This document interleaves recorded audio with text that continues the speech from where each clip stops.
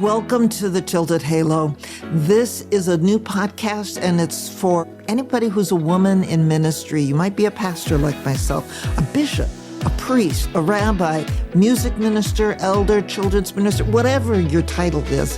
You're absolutely in the right place, especially if you're someone who loves your ministry and you're doing it well and you're feeling pressure to sometimes be perfect, and deep down inside, you know you're not. And how in the world to deal with that? And men, you're absolutely welcome here too, because this is about ministry and the same thing can happen to you. So you're all in the right place. Let's get started with the show. Are you a lone ranger or a team player? Now, that can seem like a silly question to ask somebody who's a faith leader, but it's a very legitimate question.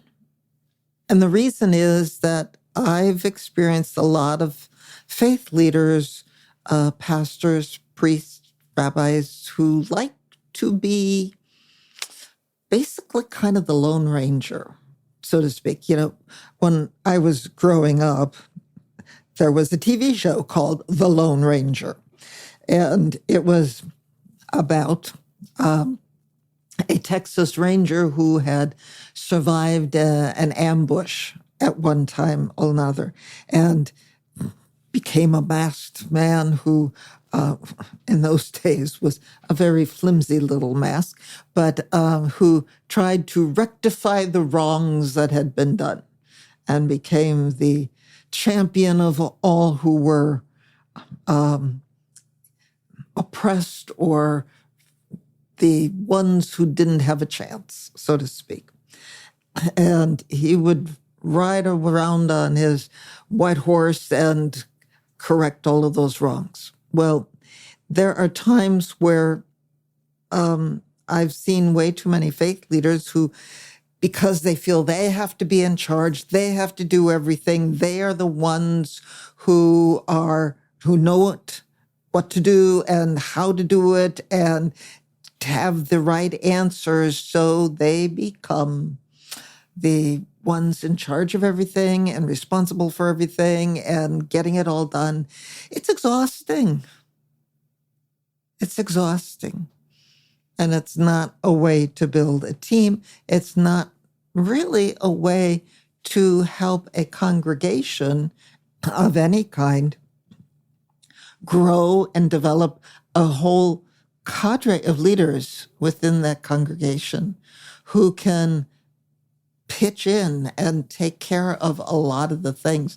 Yes, as a pastor, priest, rabbi, imam, whatever your title is, you do have certain skills that others don't have. That's true of anybody in leadership. You have skills that others don't have and knowledge that others don't have. And that's very important for you to be able to utilize that knowledge and share those skills and be the expert that you are in those areas. But none of us is an expert in everything. None of us can do everything and be everything for everyone all of the time. But I've seen too many pastors who try to do that. And like I said, it gets exhausting. And it does not enable a congregation to grow.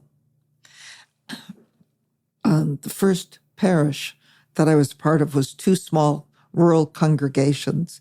And they were very used to having a pastor, a solo pastor who was there, and part-time secretary who came in, at least in the one congregation, and did the bulletin every week and took care of some other minor little things there.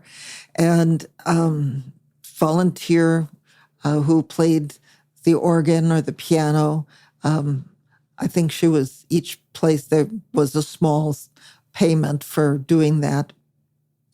And then the members who did all of the other things as volunteers. And the people there got used to a pattern where there was a pastor who came in was there for about 3, maybe 4 years, and then would leave. And they would have to figure out how to do things in the meantime. And then a new pastor would come and be there for 3, maybe 3.5 years and leave. And so they got into this cycle. The cycle on relying on going only so far, learning only so much, developing only so far. And then pastor would leave and they'd start all over with somebody new, with all of the new things about a new pastor coming into the congregation. And the new person, up until the time I arrived there, it was always men, because I was the very first female pastor they had. Every one of them, yes, would try to grow some leadership within the congregation and encourage people, but was a solo pastor and did a lot of things somewhat out of necessity, but sometimes just because of personality, on their own, and was the one in charge and told everybody how to do things. And I've been in another congregation where a previous pastor was the one who, when the church board met every month, the pastor would basically be the one, they would do everything that they knew the pastor would rubber stamp and approve. And that was the only thing they did. It was the pastor who had the ideas, the pastor who gave the way to do everything. And basically, the church board was rubber stamping what the pastor said instead of the other way around. And it was not really a teamwork. It was not really building any kind of leadership within the congregation. Yes, there were people who had a lot of good leadership skills there, but they weren't really allowed to use them because the pastor had to approve everything. The pastor had to agree to everything, and most of the time it was the pastor's ideas and the pastor's way of doing it, that was it. Those kinds of pastors are lone rangers. And there is a push in some congregations for a pastor to be like that. Because then the members can sit back and relax and, if it doesn't go well, it's all the pastor's fault. Or, they can talk about the crazy ideas the pastor has and, no, we're not going to do that kind of thing. And again, it would be the pastor's fault. Anytime something doesn't work out, anytime they thought of something as a crazy idea, that's when a pastor becomes a lone ranger. So it's a way of how do we build a team? Instead of being a lone ranger, being part of the team of rangers, whatever you want to call it. And in Texas, it's the Texas Rangers. I think that's their baseball team. But, be a team, be on a team. And I recently read that, not in Texas, but in Alabama, Nick Saban was the head coach of the University of Alabama football team. And he would get really great players to come to that school and be on that team. And he got them to buy into an idea. Nobody on that team ever got the MVP ball. Nobody ever got that most valuable player football for a game or a season. Nobody got that recognition. And the reason is he taught his players that, if you're out there and you're the running back and you're catching all the wonderful passes or running through the line or whatever and making the touchdowns, you're not going to be able to do that without the other people on the team making that run possible. Or the quarterback who can throw the ball well. And the quarterbacks know better because unless they got somebody who can catch it and can read the plays and go out and execute the rest of it, and the defensive players to protect him, that's not going to work either. So there is no most valuable player on a team. Everybody has a place to play. A piece of that that's really, really important. And, that's what a faith community really is designed to be. We think about things that we read in Scripture, that we have, God calls all of us and gives each and every single one of us different gifts and abilities. If you look out into any forest, there's not just one kind of tree there. There are many different kinds of trees, and they're there for a reason, because one kind of tree makes the whole forest vulnerable to diseases, to certain kinds of, mainly diseases, but it would be far more vulnerable if there's only one kind of tree there. But with multiple kinds of trees, you have different habitats for different animals. You have different ways of growing to help keep the soil together. You have different levels of trees that grow in there, and it creates a unity and a community that's far stronger than any one kind of tree. And a group of trees together can withstand wind and storms far better than a lone tree can. A lone tree is much more apt to be damaged by storms, by lightning, by wind, whatever it may be, than a whole group of trees. So there's reasons, even in creation, for having this beautiful thing of community and teamwork and building together.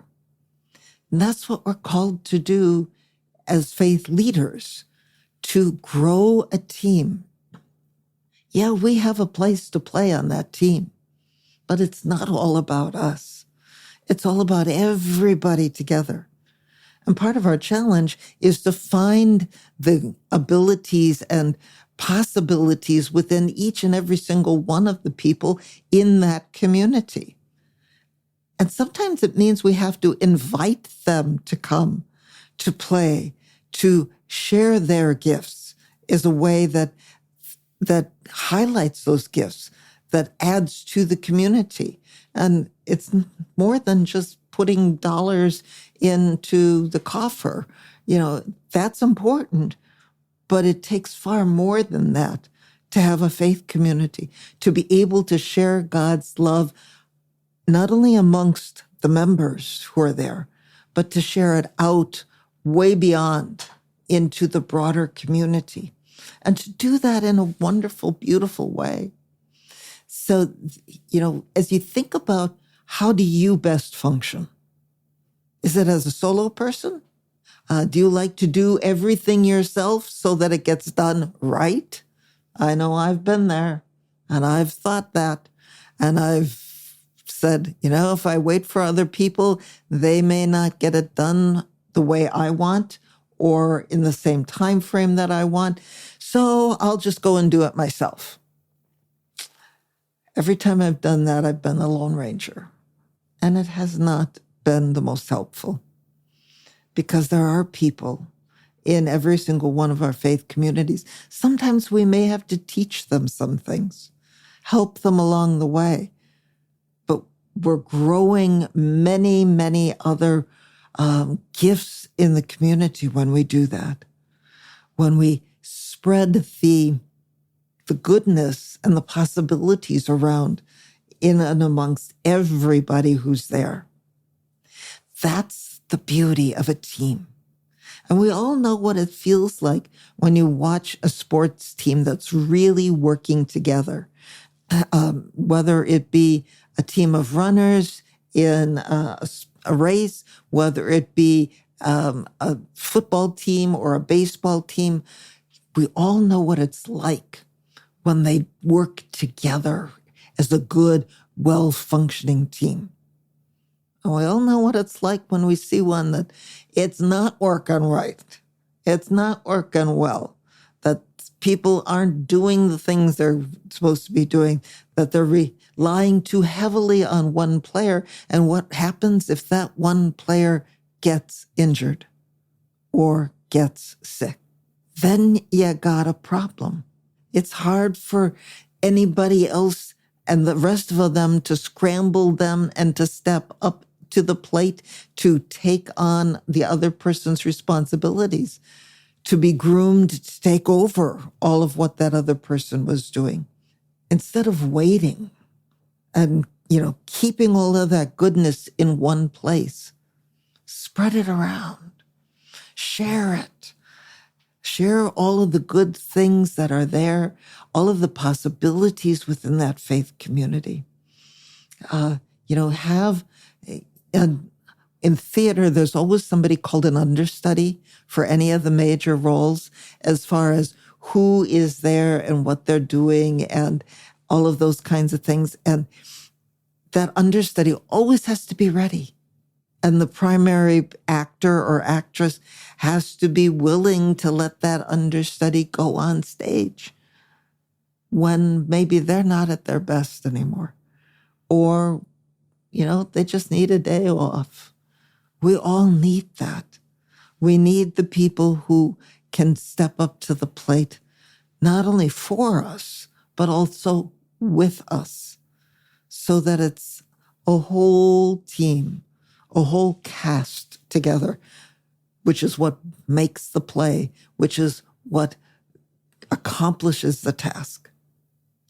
So as you think about how do you work, be honest. You like to do everything on your own, to be the one in charge, to be the one who does all of the things so that it gets done right and on time. Yeah, sometimes that's important. But it's also very important to share the blessings and to bring other people into the team in case you can't be there. But most of all, because they have gifts too, and they have things to contribute. And in ministry, it's all about all of us, not just one, not even just two, but all of us. It takes all of us to show God's love every single day in all of the things we do. And that's what makes it even more powerful when we do that. So, the Lone Ranger was a wonderful adventure story when I was a kid. But no, being a Lone Ranger, it's lonely and it's not going to accomplish as nearly as much as being a team player and getting that team around us and energizing and encouraging and growing that team. So here's to team and all of the good things that God brings to us through a team of people, whether it's the disciples of old, the whole people of a generation, the people of Israel, whoever it was. There's a team there involved. Not just one most valuable player, but a whole team. Play with the team, and you'll be surprised at what can be done. Come back again next week for another edition of the Tilted Halo. And until then, God's peace and God's blessings to each and every one of you. You have been listening to Tilted Halo with me, Kathleen Panning. What did you think about this episode? I'd really like to hear from you. Leave me some comments. Be sure to like, subscribe, and share this episode. And catch another upcoming episode for more conversation on ministry, life, mindset, and a whole lot more. Go to www.tiltedhalohelp.com, where I've got a resource guide and other resources waiting for you. And be sure to say hi to me, Kathleen Panning, on LinkedIn. See you on the next episode.